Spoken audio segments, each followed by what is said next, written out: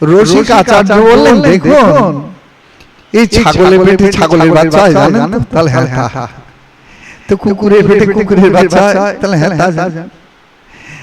পশুর পেটে এক কথায় পশুর বাচ্চা হয়? তাহলে হ্যাঁ তা জানেন। কিন্তু মানুষের পেটে মানুষের বাচ্চা হয় না, এটা জানেন? সে কি মানুষের পেটে মানুষের বাচ্চা হয় না? না না, তার প্রমাণ তো আপনারা। কিরকম? তাহলে দেখুন, এক বৌমা তার নাতিটাকে আর তার শাশুড়িকে নিয়ে গুরুচরণ দর্শন করতে গেছে। আমি তখন ঢাকাতে, ফরিদপুরের বৌমা গেছে গুরুদেবের চরণ দর্শন করে আশীর্বাদ নিতে। বৌমা আর শাশুড়ি দুজনেই কিন্তু চৈতন্য মঠের শিষ্যা।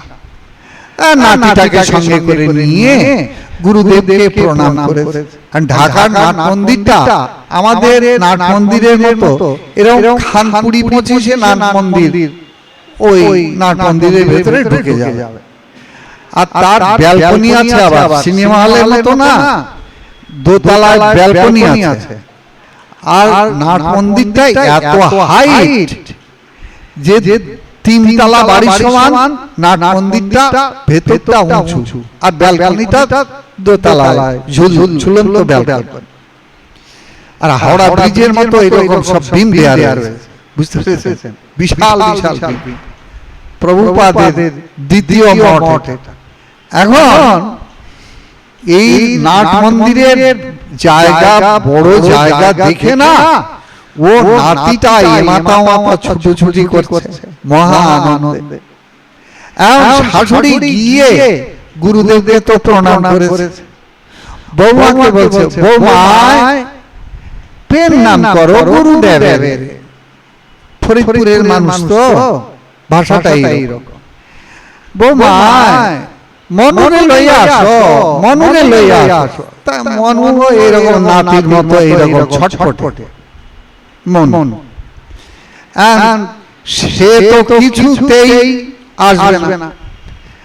যখন আসছে না তখন শাশুড়ি খেপে যাচ্ছে, রেগে গিয়ে বলছে, ওরে দইরা লইয়া আসো, ওরে দইরা লইয়া আসো। তা কোন রকমে তো ধরে নিয়ে আসলো।